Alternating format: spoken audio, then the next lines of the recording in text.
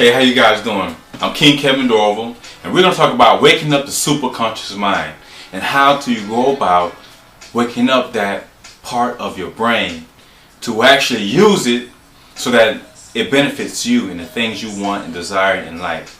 There's no magical spells, there's no formulas you got to go do, or no rituals, anything like that. But there are procedures, there are things that are mandatory of you in order to get what you want out of this place we call life. And you want to live life to the fullest. You don't want to live life just to live. You know, you want to be surrounded with love. You want to be surrounded with positivity. You want to be surrounded with good music. As a matter of fact, this is A Kiss of Life right now by Sade, who's a lady I love listening to because she puts me in a positive mindset, you know, in a euphoria, you know, great feeling. Now, I've accomplished quite a bit so far. You know, I have written a book and I'm working on a documentary right now. And the documentary is called The Courage to Believe, which is, you know, after my book. Now, I had to put a lot of focus in thought, effort, and just speaking those things to existence. You know, speaking to the universe. You know, I want to write this book. I want to make sure it's published by this and this time. I want to sell 40 million books. I want to help inspire teenagers and young adults to make better decisions in life. Now, you notice my eyes are closed. And my eyes are closed only because I want to make sure that I am focused. I'm not looking at anything else but the darkness within my eyes and the goal that I have at hand. And that's what it's going to take for some of you to actually obtain what you want to obtain in life. You just have to be that focused. You know, don't write about the negativity which you think may occur. Don't talk about the negativity. Don't post it on the internet, on social media. Don't text it to anybody. Just keep it in your mind until it actually goes away. But what you do want to write and what you do want to think about and what you do want to speak about are the things that you want to see happen. What you want to see brought into fruition. You know, it is vitally important that you don't underestimate what I'm saying. You know, I'm not some big life coach guru trying to sell you something. I'm just trying to tell you what I was able to do in my life and to actually be a powerful individual. To have something in your mind and to bring it into fruition, to bring it into reality from the universe and into the real world. That's power. Power is being able to do the things you have in mind, regardless of the opposition. That's a blessing. Believe me, it is. Because a lot of people just give up, and it's not, don't give up. Just take the time to focus. Take the time to think completely and solely on what you are trying to obtain. Whether it's to write a movie, publish a book, start a business, become a preacher, start your ministry, becoming a mentor, a life coach, whatever the case may be, you can obtain all of those things if and only if you put your mind into it completely, 100% concentration. That's the law of concentration, solely on the goal at hand. Now, I spoke about this on my show, The King Kevin Show, which airs every Wednesday at 7 p.m. Eastern Standard Time. I spoke about a heat-seeking missile. So I told everyone to close your eyes, put your fingers to your temple, and massage your brain like this. Massage it. And just close and think about only what you're trying to accomplish, only about what you are wanting to see happen.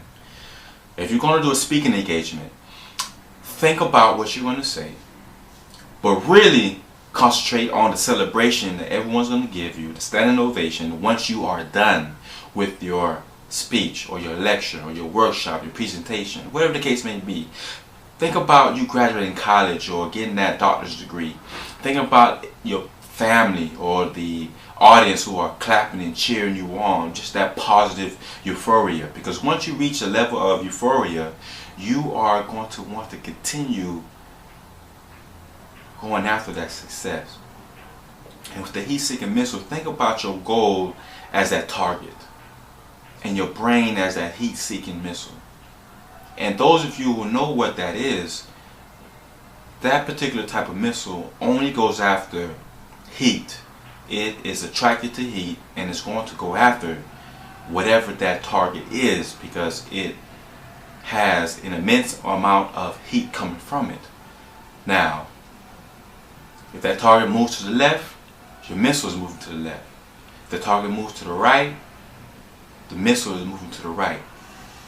Because that target is your goal. So you are getting closer and closer. And I want you guys to go after that goal, and make your missile, do like a spiral and spinning in the air in circles and circles, because your target is moving around. You have adversity, you have haters in the way, you have trials and tribulations.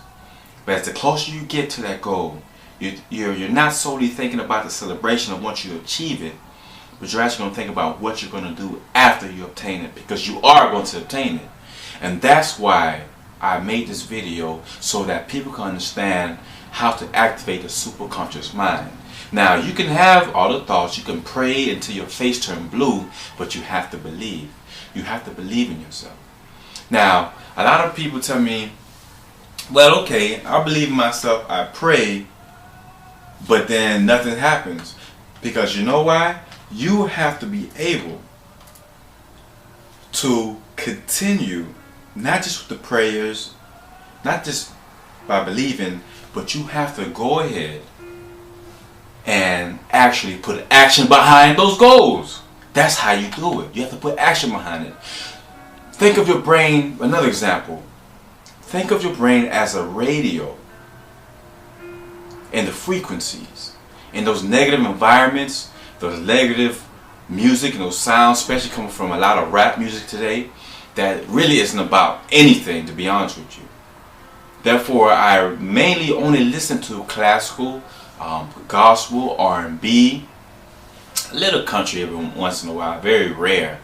But I listen to a lot of old school, good, loving, positive songs, because those frequencies are high frequencies of positivity. So when you turn that up, turn that radio in your brain up by listening to music like that to set the mood, so that you can step into your concentration area. And I know some of you may be in an environment where it's not really conducive for success. Well, then get yourself out of there and go to a place that is conducive for success, because your environment allows you to think either positively or negatively. Now, the laws of concentration, whether you concentrate on a positive or negative, whatever you're concentrating on is going to be brought into reality. That's why you have to surround yourself with positive thinking people. People that's going to encourage you, people that's going to support you, people that's going to lift up your spirit. Not just always telling you good news all the time, only because they know that's what you want to hear.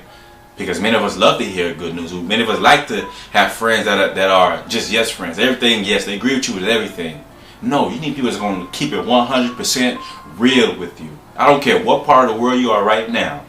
Be sure to surround yourself with positive people. Now, if you're in a home where there's not a lot of love, there's a lot of chaos, gun violence outside, police sirens all the time. I've been there. Believe me, I've been there. But I made it my business to catch the bus and go to the nearest library so I can be in somewhere that's quiet, because when I'm around books, I feel very powerful. I feel like my mind is just, at ease. But that's for me. For you, it might be going to the beach. I like going to the beach as well. Listening to the ocean waves, letting the sun, the beautiful sun on my black skin, and just, I just love it. Mother Nature. That's the positivity that I'm talking about. I'm referring to that because you may find that peacefulness and that happiness somewhere that other people may not agree with, but it's about you and your thoughts, your ideas, that creative intelligence. You need to activate it. There's the law of use. Either you use it or you lose it. It's that simple. So when you get an idea, a great invention, or for a project, or you might have come up with an idea for your next book, that's great. So now what you're going to do is take that idea and write it down immediately. If you don't have any pen and paper on you, text it to yourself, or email it to yourself rather, because once you email it, you won't lose it. Texting, you can lose that very easily. So what I do is I email myself, I put it in my iPod or in my the notes in my cell phone, so that it automatically goes to my email, so that when I get home or somewhere where I can write it down, I write it and I implement it at that very moment. Because sometimes it can just take a split second or a minute too late to have that idea completely slip away. And you don't want that. Right now, listen to some classical music. I'm doing that because it's conducive for success. Now, I'm not all about, prosperity. I'm not all about, making all this money. But I am about having peace. And in order to have peace and power, you got to have some finances. But do not allow the finances to dictate your creativity or where you are going to end up in life, because it doesn't matter where you are right now. It's about where you see yourself going in the future. Do not ever give up and continue moving forward. And I'm going to be making a film. I'm speaking it every day. I'm working on it. I'm emailing people. I'm on Twitter. I'm on Facebook. I'm on LinkedIn. I'm on Google+. I'm talking about it. I'm on speaking to my friends. I'm making phone calls, associates. I'm doing everything I can in the natural and also in spiritually and mentally, so that I can make sure that it actually happens. And another way to bring your mindset into that world of euphoria, to where you are, completely happy and you are in a mindset of productivity. Because there's a difference between being busy and productive. Believe me. You can be busy, running around like a busy bee all day and accomplish nothing. When you're productive, you're actually moving forward. So I'm reading this book titled Making Movies. Actually, I already read it already.